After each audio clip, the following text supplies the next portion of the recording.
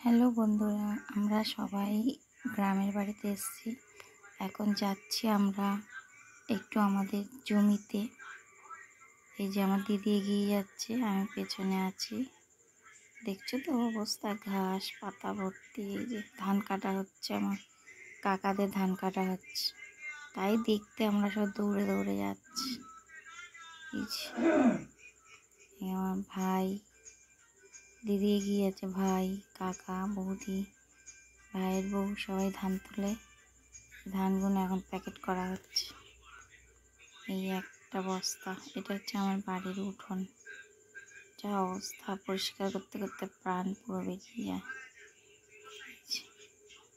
সবাই মিলে পরিষ্কার করা হচ্ছে। চারিদিকে সুন্দর ঝড়ের মতন হাওয়া হচ্ছে। মাঠ সব খালি হয়ে গেছে।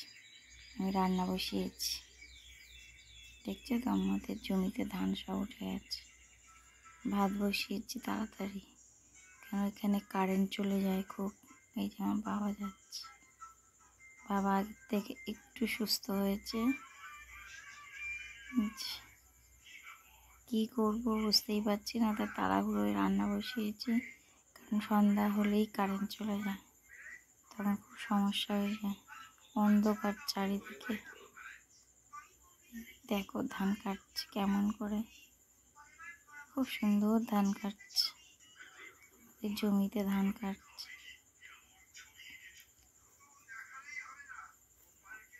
মুহূর্তে তোমার ক্ষেত ধান কাটা হয়ে যাচ্ছে।